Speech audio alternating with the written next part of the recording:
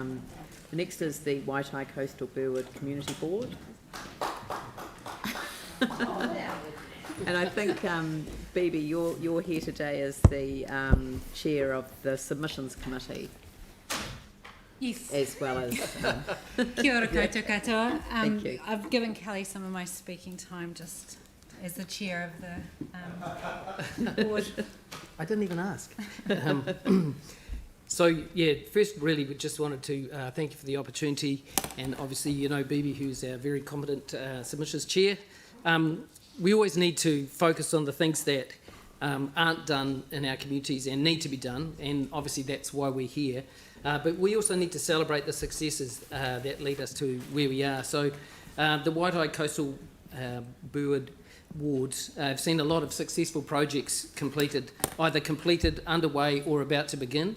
Some of these council funded, but others were shovel-ready projects via the government, and still there are private investors also who have projects plans. We just want to highlight the fact that Hepuna Taimoana continues to be an outstanding success for New Brighton. And Council, I just want to reiterate this every time I come here, that you can be really proud of funding that, because it has been really successful. Yeah, and also the New Brighton playground, the streetscaping, etc., and the restoration of the clock tower continue to make that particular part of our area look good. Anyway, right along with the submission. Thanks, Kelly. So thanks so much for the amount of work that's gone into creating the LTP. It's clearly been a huge effort under very difficult circumstances to try and balance the books.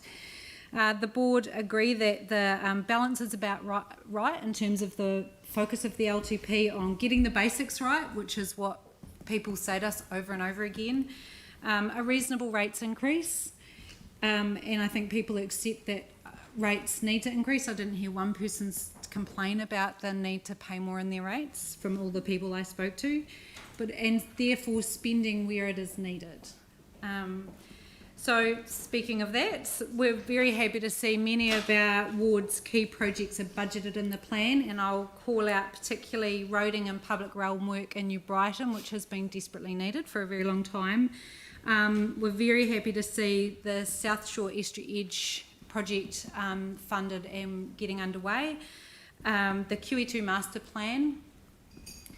These three projects are earthquake legacy projects, and it'll be really good to have this work finished, and it's really great to see the money there to get this, make a commitment to get this work done, so that New Brighton can feel like it can move on. As well, the Otakaro Avon major cycleway, very excited to see that, not just for our own wards, but that will be an asset for the whole city. I'm really excited to see how that's going to look. And also the money allocated to the Otakaro Avon River corridor regeneration planning. It's a small fraction of what is indicated as needed, but it's a start, and it's really exciting to see that work getting underway. I know in my own ward, we're now talking about, you know, bridges and a landing, and it feels like some movement is finally being made. The board also supports the development of the cycle network across the city, but would like to see more of these in East Christchurch. At the same time, I think we need to consider the way we can extend the cycle network without over-engineering. So if you look at down Ferry Road, I went and had an examination of what's happening down there the other day. Not only is it innovative, but it's exciting and interesting. And we should think about more things that we can do that help our cycle network without spending tons of cash. We're very disappointed to see the reduction in library hours across the city, and specifically the closure of Aranui Library on a Sunday. The reason given to align with other small libraries. Aranui's library is not like other small libraries. It is a hub of the community, and that community needs that library, and people do use it on Sunday. I urge you not to do that. We are also disappointed to see the funding cut to strengthening communities. As the previous person said, The fund is crucially important to our communities. Our community groups deliver amazing services with that money. They spend it really wisely. They make the money stretch really far. They probably spend it 10 times better than we could ever do at council. I see over and over again how far these groups stretch the money. Groups like Actus and New Brighton Project are essential in our communities, and they do amazing work. And events like Parklands at Play, I Love New Brighton, are precious taonga, and we should be giving them more funding to do this kind of work, not less. And I'll just finish by saying James and I and Linda Stewart spent 3 hours on a bus travelling around Styx just now. We've just come off that, and seeing what the Styx Living Laboratory have done out there. It is amazing. And if you want to see what the Avanotukara River Corridor is going to look like in 10 years' time, go have a wander out there. And that is my vision for the next 10 years for Christchurch. It is beautiful. Fantastic. Questions? I've left time. Right, we'll just open it up for questions. Yanni? Thank you. I just wasn't quite sure. You've got a line in your submission that says work with council to improve service delivery at Te Ora QE2. Are you able just to explain what you actually mean by that? Yeah, go on, you start.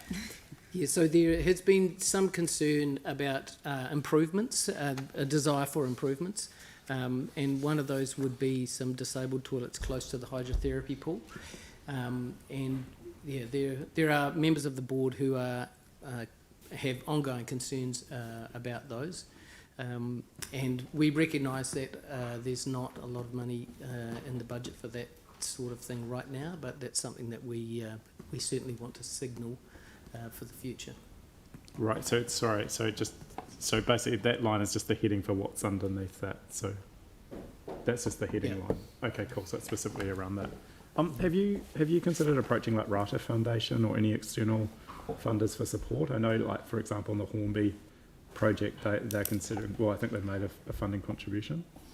No, it's not something that we've considered. Actually. It's a great suggestion, though. Yeah. I don't know how that works because it's a council facility. How it would then get. Yeah, I think that the local community, the Residents Association, have taken a lead on a particular part of a facility that isn't yet built, that they want to have the pools added to. So, modifications made. Yeah. But and so they're looking at different ways of funding that. But that doesn't mean that there aren't other ways of obtaining funding. So I'm sure that the staff within the team can. And I was just work. going to check on the cost. Do you know what the cost is? Well, yeah.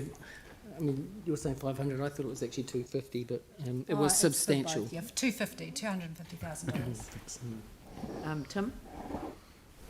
Thank you very much. Like your comment with regards to the cycleways about what they've done on Ferry Road is really cool. So you get more bang for our buck in a sense if we follow those kind of things, which is great. Just with regards to the hot pools and the playground and the beach side of the road.